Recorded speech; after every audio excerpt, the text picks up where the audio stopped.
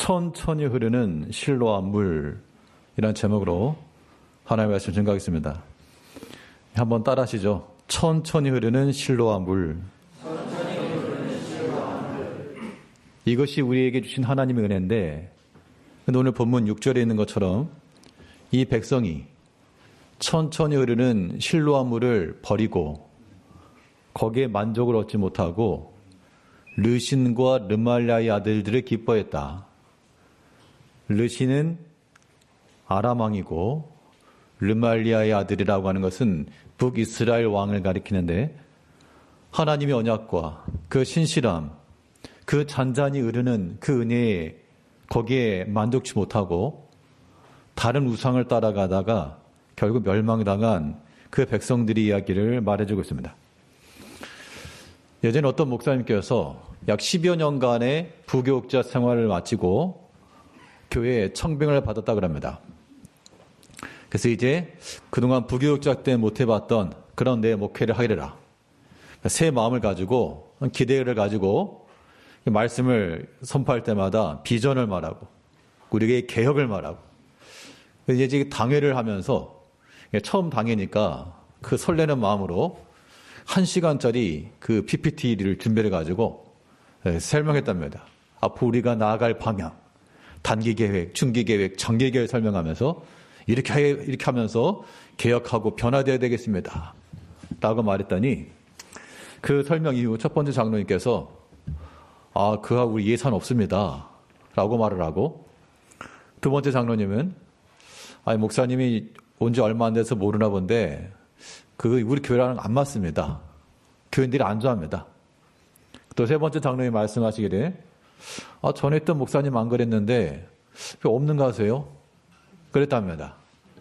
첫 번째 당회가 끝나고 난 후 이 목사님이 마치 벽을 만난 느낌으로 아무것도 할 수 없었대요.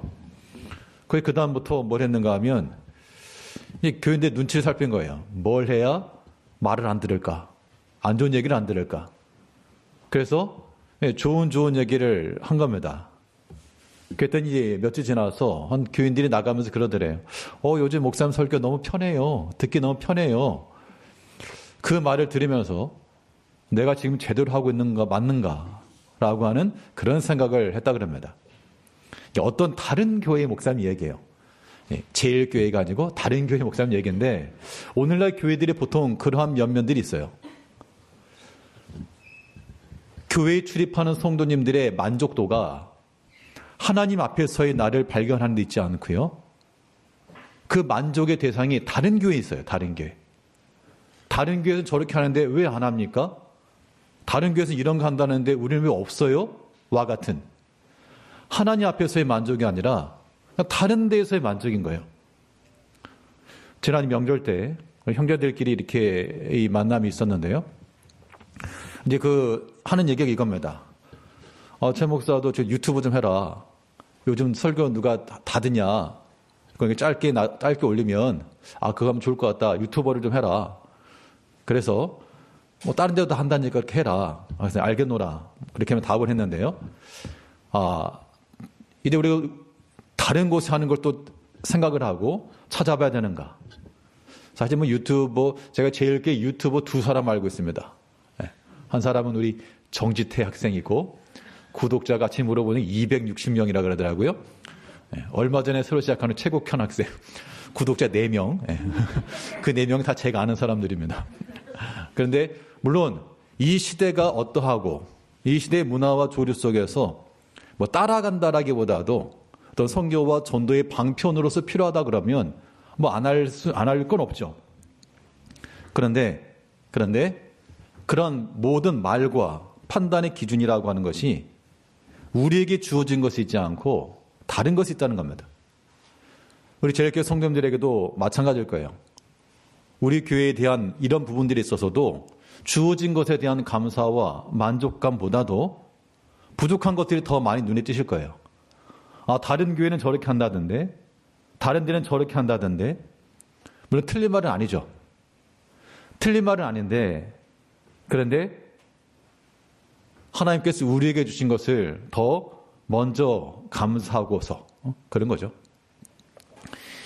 여기 자리에 계신 우리 부모님 세대들, 자녀들을 양육하고 키우실 때 힘드셨을 겁니다. 뭐 가진 것이 많아가지고 아무런 걱정 없이 여유 없이 뭐 여유롭게 아이들이 원하는 거 다 해주고 뭐 그런 분도 없지 않아 있겠습니다만 그러시지 않으시죠?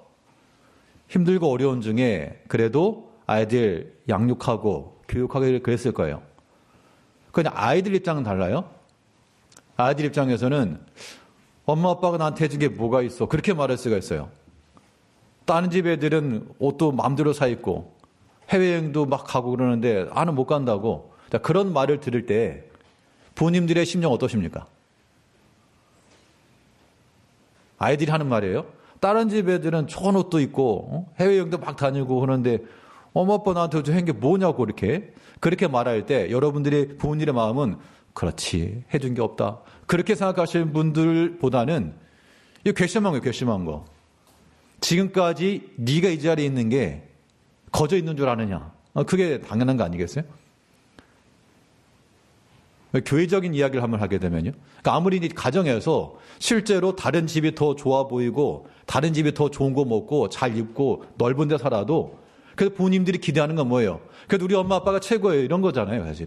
그게 화목한 가정 아니겠습니까? 교회도 마찬가지인 거라고요. 당연히 다른 교회 큰 어떤 목사님이 하는 말이 한국에는 두 가지 종류의 교회가 있답니다. 하나는 대형교회, 또 하나는 대형교회가 되고자 하는 교회들. 기준들이 다 거기 있는 거예요. 다. 지금 우리에게 주신 것에 대해서는 하나님 앞에 정말 감사하고 넘치는 감사가 없고 부족한 것밖에 안 보인다는 겁니다. 이것 때문에 안 되고 저것 때문에 안 되고. 근데 여러분들 그런 마음을 갖는 것 오늘 이 이사야 8장 6절 말씀을 보게 되면요.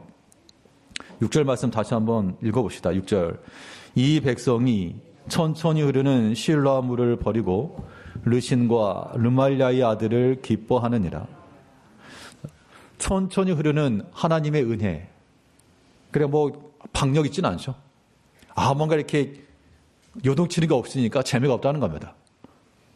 그런데 천천히 흐르는 그 하나님의 은혜를 버리고 르신과 르말랴를 기뻐한 그 백성들이 어떻게 되었습니까? 우리가 하나 앞에서 천천히 흐르는 물이지만 그 천천히 흐르는 물이 얕다는 건 아니에요. 거기에 깊은 하나님의 은혜가 있다는 겁니다.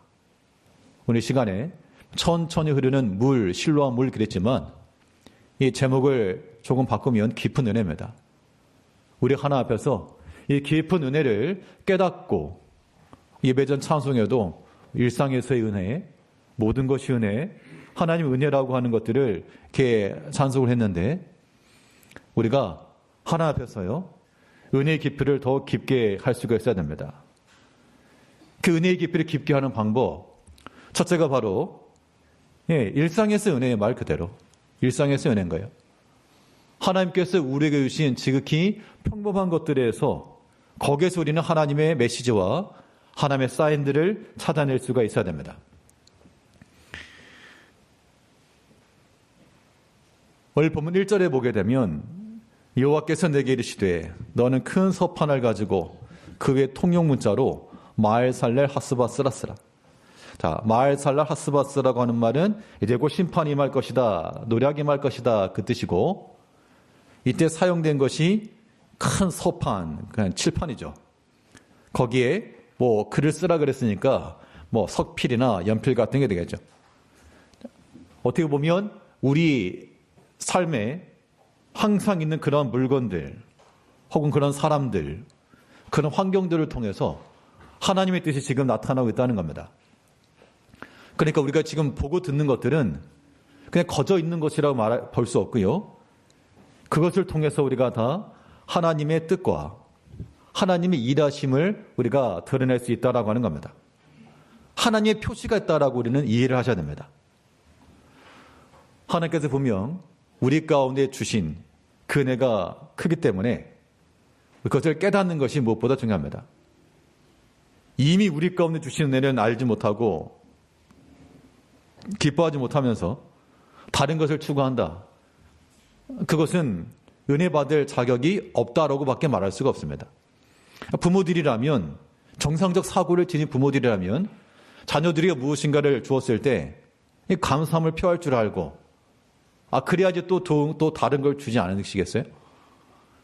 그런데 뭐 감사할 줄도 모르고 지금 현재 그 부모의 입장에서는 그 힘을 다해서 채워주는 건데 그것을 알지 못하고 자꾸 옆집 얘기하고 있으면 그것은 부모의 사랑 대신 이제 부모의 진노가 내려갈 수밖에 없는 거예요. 우리가 제일교회를 생각하면서 그런 생각이 요즘 듭니다. 연초 시작하면서 그런 관심들 있죠. 교회가 어떻게 하면 더 양적으로나 질적으로 성장을 할까. 이런 부분들을 얘기하다 보면 이제 우리 관점이라고 하는 것이 그럴 수밖에 없는 것이 자꾸 이제 외부적인 기준에 맞출 수밖에 없는 거예요. 우리보다 작은 교회, 미자립 교회, 개척교회 그런 교회에 비춰가지고 그래 말하지 않죠. 다른 작은 교회들은요. 우리 수련회 때도 그랬지만 그 강사로 왔던 목사님 하시는 말씀이 뭐예요? 제 목회 목표가 이겁니다, 여러분들. 우리 교회들이 함께 모여서 수련회 할 수 있는 게 제 목회의 큰 목표입니다. 우리 교회 목표예요. 어떻게 보면 우리는 어떤 다른 교회들에게 보는 관점에서는 너무나 이상적이고 너무나 좋아 보이는 그런 기준인데 근데 우리는 그런 거 가지고 지금 만족이 없어요. 하나님 앞에 감사한 것보다도 우리는 이것 때문에 부족하고 우리는 더 큰 교회를 봐야 돼. 저 큰 대형 교회를 보니까 우리는 모자라고 부족해요. 물론 우리가 더 나아갈 바를 찾아야 되겠지만 그러니까 우리는 먼저 하나님께서 우리에게 주신 것, 그 작은 것부터 감사할 수가 있어야 됩니다. 천천히 흐르는 실로화물, 이 깊은 은혜에 먼저 감사치 않으면 하나님 은혜 받을 수 있는 기회가 줄어드는 거예요. 또 우리 학생들, 청년 세대들에게 좀 주고 싶은 말인데, 제가 이제 주일 설교를 하고 나면 제 설교에 대해서 이렇게 얘기를 해주신 분이 계십니다. 아마 다른 분은 못 하시고 저랑 같이 사는 어떤 분께서 설교에 대해서 이런 거는 조금 이런 이야기는 안 하는 게 낫지 않겠습니까? 이런 식으로. 요즘에는 최근에 제 2의 전손이 나타나가지고 아빠 오후 예배신 너무 졸려요. 그래서 그러면 토요일 날 빨리 자. 그러면 토요일 날 일찍 자. 안 그러고 나서 지금 오후 예배 졸리다면 어떡하냐. 그건 이제 우리 집 얘기니까 하는 것이고. 그런데 우리 세대들이요. 우리 학생들이나 청년 세대들 해주고 싶은 말이 뭐냐면 앞으로 우리가 여러분들이 볼 때 우리에게 이게 부족하고 이게 필요합니다 라고 생각할지 모르지만 지금 현재 여러분들이 앉아있고 여러분들이 보고 있는 모든 것들이요. 거저 있는 게 아니에요. 그냥 하늘에 뚝 떨어진 게 아니라 여러분들 왼편을 봐보세요. 왼쪽을. 고개를 들어서 왼쪽을 보십시오. 옆에 지금 앉아 계신 할아버지 할머니처럼 머리 희끗희끗하신 우리 믿음의 우리 부모 세대들의 수고와 기도와 헌신으로 해서 여러분들이 지금 함께 누리고 있는 거예요. 그런 것들에 대해서는 최소한 우리가 감사함을 느껴야 되는 겁니다. 학생들 감사 아멘 안 하시네? 여기 학생 여기 왼쪽 보면 다 감사합니다. 감사합니다 해보세요. 감사합니다. 네. 지난주 우리 올라 장로님들과 또 권사님 대화를 나누면서 또 교회에 관한 이야기들도 듣고 또 교회 지나온 과정들도 들으면서 참 이 제일교회가 세워져 나가는 과정 속에서 많은 분들의 기도와 희생과 헌신이 있었기 때문에 이 자리까지 온 건 분명합니다. 어떻게 보면 그러니까 이런 거예요. 다른 집 애들은 좋은 거 하는데 왜 우리 집은 이렇습니까? 그런 말을 일단 하기 전에 원망하기 전에 먼저 감사부터 하시고 충분히 감사하시고 비교 대상이 어떻게 다른 데가 돼야 돼요. 하나님 앞에서 우리가 돼야 되겠지. 하나님께서 여기까지 지켜주신 것, 여기까지 베풀어 주신 것, 그 은혜를 우리가 알고 하나님 앞에 지극히 감사하는, 넘치도록 감사하는 그런 모습들 우리 가운데 필요한 겁니다. 우리 신앙생활이라고 하는 것이 분명히 우리가 볼 때는 더 요동치고 위에서부터 아래까지 한번 쭉 흘러내리고 거꾸로도 돌고 그게 더 멋있어 보이고 뭔가 있는 것처럼 보이지만 성경의 관점은 그렇지가 않아요. 이 백성이 천천히 흐르는 실로물을 버리고 그것은 귀하게 여기지 않았다는 겁니다. 그것에 대해서는 경히 여기면서 다른 것, 르신과 르말리 아들들을 기뻐해요. 눈에 보이지 아니하는 하나님을 섬기라 하니까 안 보이니까 눈에 보인 우상 만들어 놓고 거기에 금색, 은색 칠을 해놓고 절을 하는 거 보니까 저것이 우리가 나갈 방향이다. 그렇게 생각들 했다는 겁니다. 그러나 본질이라고 하는 것은 그런 데 있지 않습니다. 우리가 교회적으로도요, 우리가 앞으로 더 나아가고 더 추구하고 발전할 수 있는 그런 방향으로 나아가는 건 분명하지만 교회가 그런 거예요.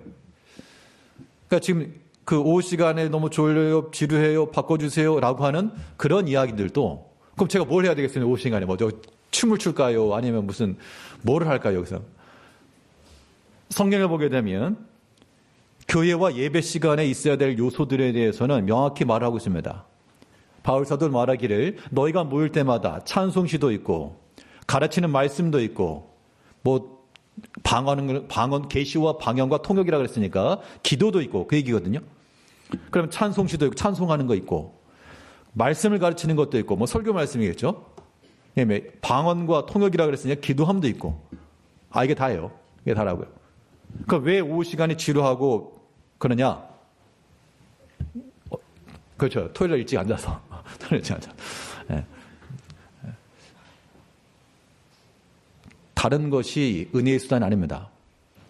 오직 하나님 말씀 앞에서 우리 자신을 발견해야 돼요. 예배라고 하는 것을 어떻게 인식해야 되냐? 지난 이 수양회 때 여러 가지 이야기들 중에 어떤 좀 목사님들 모이기 때문에 신학적 부분으로서나 아니면 성경 해석 부분에 있어서 이제 이런 이야기들 나옵니다. 그러면서 예배에 관한 부분도 얘기가 나왔는데 예배가 무엇이냐라고 하는 그런 부분들에 대해서 자, 우리 예배라고 했을 때 이해할 수 있는 우리가 예배라고 했을 때 우리가 일상 속에서 사용할 수 있는 단어 중에 가장 가까운 단어를 하나 찾으라 그러면 뭐가 있을까? 이게 질문이에요. 생각해 보시라고. 자, 우리가 예배라고 말하지 않습니까? 자, 예배라고 하는 것이 무엇이냐라고 하는 것을 우리가 이해하기 위해서 예배라고 하는 단어를 우리가 일상생활 속에서 이해할 수 있는 언어로 바꾸면 무엇과 좀 비슷할까? 라고 하는 건데요. 이건 제 생각인 겁니다.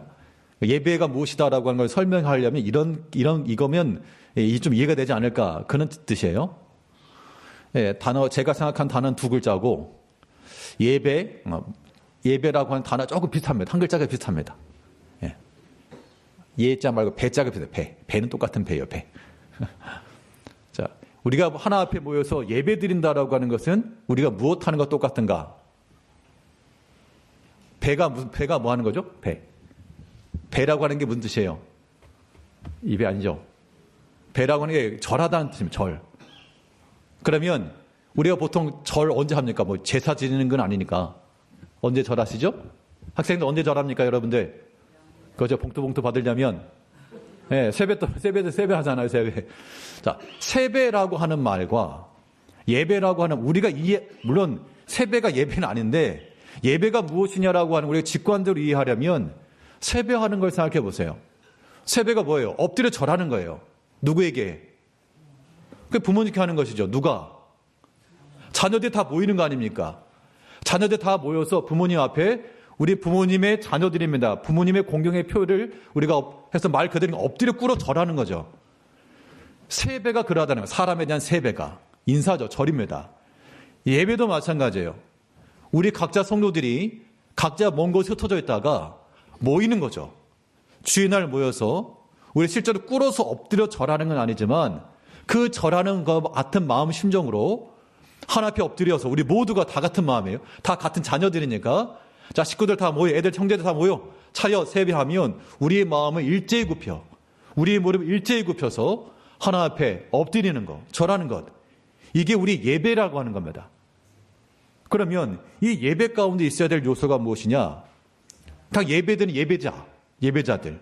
그리고 그 절을 받는 부모가 되겠죠.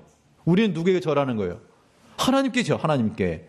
예배하는 우리 성도님들의 입장에서는 지금 앉아 계신 자리에서 보이지는 아니하나 우리 가운데 함께 하시는 말씀으로 함께 하시는 하나님 앞에 우리 자신을 드린다라고 하는 내 무릎을 꿇고 내 엎드려 하나 앞에 절한다라고 하는 이 기준, 이것이 바로 우리 온전한 예배요. 이 예배 속에서 내게 무엇라 말씀하시는가 말씀을 듣는 것, 이것이 예배 핵심이라는 거예요. 핵심. 이것이 우리가 은혜 받을 포인트가 되는 거예요. 세뱃돈이 포인트가 아닌 거죠. 우리 모든 성도님들께서 교회와 예배를 통하여 우리에게 필요한 것이 무엇이냐? 여기에 보면 찬송시도 있고 기도도 있고 때로는 우리가 나와 간증도 할 수 있고요. 여러 특송도 할 수 있고 여러 가지 있을 수가 있으나 그러나 예배라고 하는 것은 하나님 앞에 엎드리며 누구의 말씀을 듣는 겁니까? 그의 말씀을 듣는 거예요. 그 하나님 말씀을 듣고 내 마음에 변화가 일어나며 내 길을 찾으며 하나님에 대한 사랑을 표현할 줄 알고 하나님 앞에 자신을 발견해 나가는 것, 이게 우리가 은혜 받는 수단이요. 이것 말고 우리가 은혜 받는다, 사람의 것을 은혜 받는 게 아닌 거예요. 우리가 때로 찬양의 은혜를 받죠? 찬양의 은혜를 받는다라고 하는 것도 하나님의 은혜에 대한 깨달음으로 인해 은혜를 받는 것이지, 누가 노래를 잘해서, 누가 피아노를 잘 쳐서, 부수적 수단을 낼 수 있으나 우리의 은혜의 수단이라고 하는 것은 우리 가운데 함께 하신 하나님을 깨달음이 있다라고 하는 겁니다. 그 믿음이 우리 가운데 필요한 거예요. 그런데 이러한 믿음의 생활, 이 은혜의 생활에 대해서 뭔가 모자래 보인다는 겁니다. 답답해 보인다는 거예요. 부족해 보인다는 겁니다. 그렇지 않습니다. 하나님께서 우리에게 명하신 대로, 하나님께서 우리에게 명하신 대로 지금까지 초대교회 때부터 주님 때로부터 이어져 내려온 이 은혜의 수단은 우리가 하나 앞에 모이는 것이 중요하고요. 모일 때 어떻게 모이는 겁니까? 예배하러 모이는 건데 우리 하나 앞에 세배하러 가자. 그렇게 모여도 됩니다. 하나 앞에 세배해서 실제로 우리가 엎드리며 막 진짜 꿇어 엎드려 절하고 그러면 우상이 되겠으나 하나 앞에 내가 엎드려 절하는 그 심정을 가지고 나오며 또 부모가 자녀들에게 좋은 말을, 권면의 말을 주는 것처럼 하나님께서 이 시간 하나님의 말씀을 통해서 내게 무엇라 말씀하시니 내가 듣고 그 말씀 내가 순종하겠노라고 하는 의지를 가지고 나아갈 때 이것이 우리의 은혜의 수단이라고 하는 겁니다. 비록 눈에 보이지 않을지라도 다시는 르신과 르말라의 아들들처럼 뭔가 눈에 보이는 외적인 화려함 없을지라도 하나님께서 우리에게 주신 비록 천천히 일어나 그 신뢰함, 하나님께서 은혜 가운데 지금까지 이르게 하신 그 은혜의 수단들, 그것을 우리가 기뻐 또한 감사할 수 있어야 한다는 겁니다. 최근 들어 제가 이 관심을 갖고 있는 단어 하나가 강소교회입니다. 지난번 한 말씀드렸습니다만 교회 이름이 아니고 많은 교회들이 대형교회 아니면 대형교회가 되기를 바라는 교회들, 그렇게 기준만 있게 되는데, 그런데 비록 작지만 강한 교회, 그런 뜻이에요. 제일교회는 어떤 교회일까? 당연히 대형교회 아니죠. 중형교회냐? 중형교회도 아닙니다, 사실은. 그렇다고 미자립이나 개척교회는 아니지만 어떤 소형교회, 아주 작은 소형이 아니라도 그렇게 크지 않고 소형교회 축이라고 듭시다. 우리가 추구할 바는 뭐냐면 대형교회를 따라가려고 하시면 안 된다는 거예요.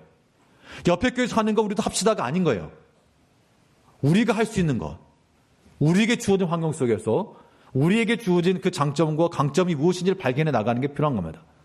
그렇기 때문에 그런 마인드를 가지고 있으면 다른 것과 비교해서 왜 없어요? 부족해요라고 그렇게 말할 필요가 없는 거예요. 정말 우리에게 필요한 것은 무엇이냐면 하나님께는 온전한 헌신이고 하나님의 말씀에 대한 온전한 순종이고 그 말씀 깊이 있게 사모하는 것이고, 이런 우리 개인의 믿음의 회복이 필요한 것이지 어떤 시스템이나 그 시스템이 그럼 되면 은혜 만날 충만을 받을 것 같아요? 그렇지 않죠? 저 책이 없어, 책 사지면 공부 잘할 것 같아요? 책이 한 권 있어도 그것을 성실함을 따라서 또 열심히 공부하는 학생들이 거기서 지혜를 얻는 거죠. 우리 제일교회가 교회적 측면에서 이제 우리와 우리 자녀 세대들이, 부모 세대들이 지금까지 믿음으로 지내왔으니 우리 자녀 세대들도 그 부모 세대들을 따라 믿음 안에서 주 앞에 헌신할 줄 배우고 헌신할 수 있고 은혜 생활하며 봉사하는 법도 배우고 그런 거를 하길 바라는 거예요. 그러니까 이제 부모님들이 자녀를 아끼니까 괜찮아 엄마 아빠 다 해줄게, 그러면 이제 애들 아무것도 못 하는 거예요. 진정한 모태신앙 되는 겁니다. 이제 우리 청년 세대들이나 학생들도 좀 이렇게 시켜야 될 것 같아요. 뭐라도 좀 시키고, 엄마 아빠 다 해줄게가 아니라 아이들이 직접 기도도 하고 아이들이 또한 봉사도 할 줄 알고, 그런 우리 부모 세대들이 복받을 만한 그런 믿음의 행위들을 좀 가르쳐 줘야 될 것 같습니다. 물론 시대는 변했으나 우리 자녀 세대들이 할 수 있는, 우리 학생들과 청년들이 할 수 있는 믿음의 기회들, 부모 세대일 때는 하지 못했지만 또 이 시대에 할 수 있는 그런 것들을 우리가 기회를 제공해 주면서 이 하나님의 은혜가 우리 가운데 지속하여 흘러갈 수 있도록, 비록 천천히 흐르는 것처럼 보일지나 하나님의 깊은 은혜를 기억하시고 일상에서의 은혜요. 작은 것에서 은혜입니다. 원망하기 전에 무엇부터 하시라고요? 감사부터 하시고 충분히 감사부터 하시고 그래서 하나님께서 우리 가운데 허락하신 그 은혜가 우리 가운데 힘이 크고 기쁨이 있고 감사가 있고 그런 하나님의 은혜를 잊지 마시고 그 기억 속에서 우리가 더 어떻게 하여 하나님을 더 기쁘시게 할까? 어떻게 하면 우리 교회와 자녀 세대들이 믿음에 설 수 있을까? 라고 하는 것들 함께 고민하면서 하나님의 은혜가 우리와 우리 자녀들에게까지 끝까지 이어나갈 수 있도록 힘쓰는 이번 제일교회 성도님들 다 되시를 바라겠습니다. 네, 기도하겠습니다. 우리 사랑하시는 아버지 하나님,